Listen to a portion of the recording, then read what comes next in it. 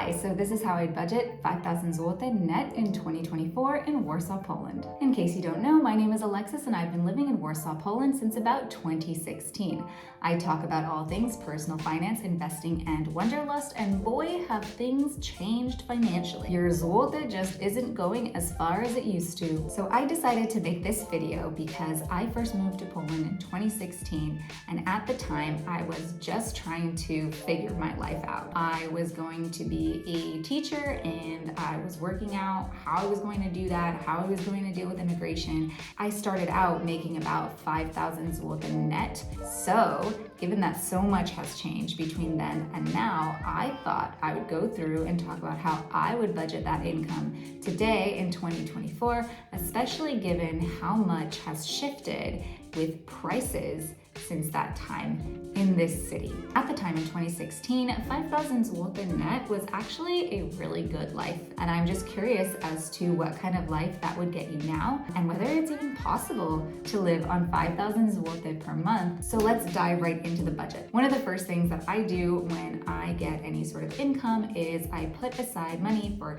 saving and investing. And so 10 to 15% of your income is a pretty good number. Now, obviously that does vary based on what exactly you're taking home. I think with a 5,000 zloty net budget, you can afford to put away 15% of the income towards saving and investing. So that's about 750 zloty per month. Now, as a general rule of thumb that I like to follow is to have at least 3 to 6 months worth of expenses in cash in a savings account, generally a high yield savings account. And then once I have that 3 to 6 months of expenses stashed away, then anything that I would normally put away in savings, I would move to investing and investments and not put any more into savings. So for this budget, I have budgeted about 4,250 zloty per month that goes towards your needs. You would need to save for about 17 months, which is about a year and 5 months, in order to have your 3 months of expenses. After that 17 months, then you would redirect that income into investing. Next is rent, and this is where we start to see some major differences from when I first moved to Poland in 2016 to when I got my second apartment in 2019 until last year, this year, end of 2023, things look completely differently. So for context, when I first moved to Poland, I moved into a studio apartment in the center of town. It was about 50 square meters or so, maybe like 45. I can't remember, but it was pretty okay. It was very, very central. It was on Plac Dąbrowskiego, which is very near the center of town. It's in Śródmieście. That's where I wanted to stay, and it cost me 2,000 zloty a month, and it did include utilities at the time. I don't think it included Wi-Fi. I think I had to organize my own Wi-Fi, but it included utilities. Flash forward to 2019, and I was looking for my second apartment. I was looking for a 1-bedroom apartment in a similar part of town, and I did find a 1-bedroom apartment that was 54 square meters, and this time it cost 2,700 zloty per month. It did not include utilities. Utilities cost about 150 zloty per month. Somewhere in that time while living at that apartment, obviously the war in Ukraine started. Utility prices, especially energy prices, started to rise. So my landlady increased that from 150 zloty a month to 250 zloty a month, which wasn't really that bad. So that's kind of like the progression of things. If today I was moving to Warsaw for the first time and my take-home pay is 5,000 zloty a month, I probably wouldn't want to go over that 2,000 zloty per month budget that I had back in 2016, even today. So that's about 40% of your take-home pay. Ideally, you don't want your rent to be any more than 25 to 30 maybe percent of your budget. But I think if you're bringing home 5,000 net, it really can't be avoided at that point because it's very difficult to get anything below 2,000 zloty. So what can you get for 2,000 zloty in 2024? Well, if we visit Autodome, you can see that there are in fact apartments available, albeit small. So where I was renting a studio in the center that was about 45 to 50 square meters, today you can get a lot of studios, but they're much smaller. So for 2000 zloty, there's 31 square meters. For 1800 zloty, 27 square meters. 2000 zloty, 25.5 square meters. That's over in Praga. Another one for 25 square meters, 28.5 square meters. Here's one for 42 square meters in Kotów. Another one for 27 square meters. So it is still possible. You will just have to go either a lot smaller or a lot farther outside of town. Warsaw is pretty well connected in terms of public transport and getting around, so that shouldn't be a problem. If you're looking for something that is about 50 meters square, so that today is going to run you a lot more. 4,950, that's in Wola. 4,300 in Bemowo. They're like a suburb of Warsaw. Not even. I mean, they're not far. So even the size of my studio, everything is about 4,000, almost 5,000, 4,100, 3,800, 4,200, 3,800, 4,200, 3,200. Yeah, so anything around the size of my 2019 apartment is basically 3,500 to almost 6,000 nowadays in 2024 versus 2,700 back in 2019, pre-COVID, pre-war in Ukraine. You can see that prices have really skyrocketed. And I think in Q4 2023, rental prices had increased by like 9.9% year over year, and it had already gone up again from 2021 to 2022. So we have seen this really huge jump in rental prices. Huge jump. Now, if you're flexible and you're okay living with roommates, or you have family that live in Warsaw and you can kind of stay with them and save for a bit, that would be super cool and ideal. Usually with roommates, you can rent a much bigger place, and if you're all chipping in like 2,000, you got a much better deal going on. If you have a partner that you guys can split the rent on a 1-bedroom apartment, that's another way to do it. Next, we have utilities. And so like I said, when I first rented my apartment in 2016, utilities were included, and this is your gas, your hot water, your electricity, and oftentimes this czynsz thing, which I still don't totally know what it is, but it seems to be a fee that apartment owners pay to the apartment building, kind of like an HOA in the United States, but not nearly as expensive. In 2016, it was included. In 2019, it was 150 zloty a month and then jumped to 250 after the war.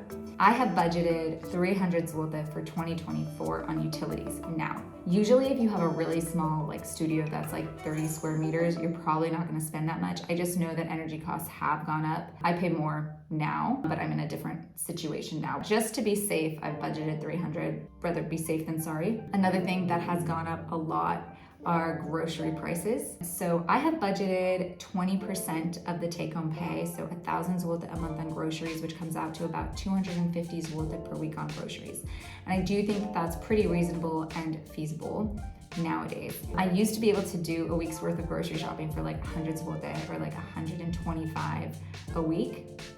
That's changed. Next, you have transportation. Now, this is an area that you don't actually see so much change. I think a ticket on the metro is still like 3.40 for the regular price. However, if you live here, the good thing to do is to get the karta miejska. So it's basically like a long-term transport card that you use. And even today, in 2024, karta miejska costs 280 zloty for 90 days. So that's 3 months and it's unlimited. And so that'll cost you about 100 zloty a month on transportation. You can pretty much get anywhere. And like I said, Warsaw is super accessible. It's really easy to get anywhere. Your karta miejska is all you need.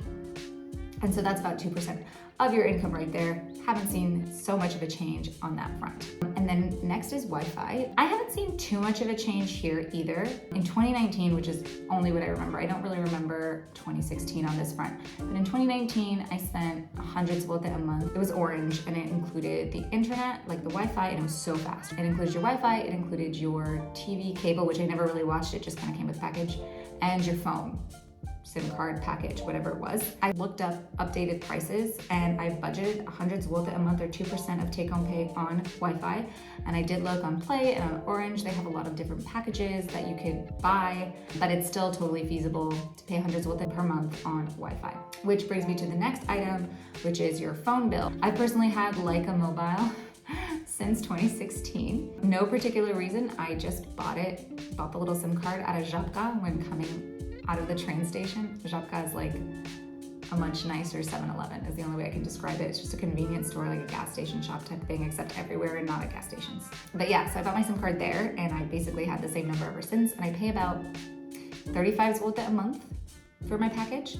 And the thing is, Warsaw is pretty well connected when it comes to Wi-Fi, so you rarely ever run out of your data plan. I never do. I never even use up my data plan because I'm always in a place where there's Wi-Fi, and there's usually Wi-Fi almost everywhere. So you don't need like a huge data plan. So all of these items here constitute about 86% of that 5,000 zloty take-home pay.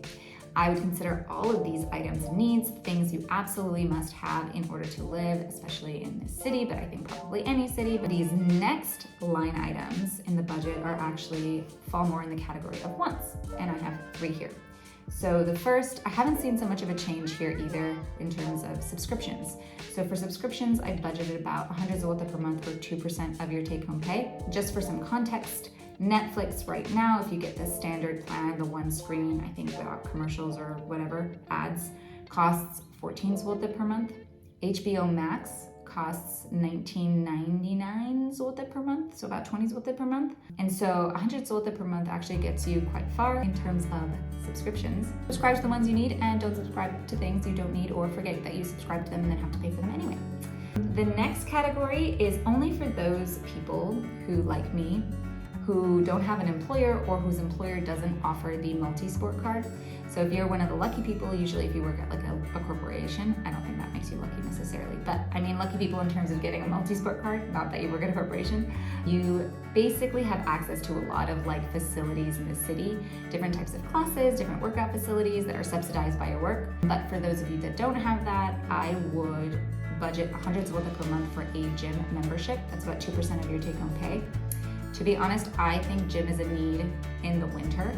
That's not really a want, although it is in the want category because like hypothetically you could cut it. But the winter time in Poland is depressing and harsh and not so easy to work out outside unless you just like torture even more than working out. If you go to McFit, they are a little more bare bones in that they don't have like live workout classes, but they have all the sort of workout machines that you could possibly want. And they have a lot of locations, including all over Europe. And a lot of the time when you travel, you can work out at the McFit in other countries. So when I went to Barcelona, I just brought my McFit card and they just let me work out there. By the way, this is not sponsored by McFit. And the cool thing about McFit, at least in my experience, I don't necessarily know this is true because the terms and conditions in Polish are too confusing for me to get into, but usually you kind of get locked into that price. So I paid $39.99 for my gym membership to McFit, and it's basically because back in 2016, they were having a deal, and that was the deal, and it was for a 2-year membership, and I just never canceled it, and so that's just what I pay for McFit, so highly recommend.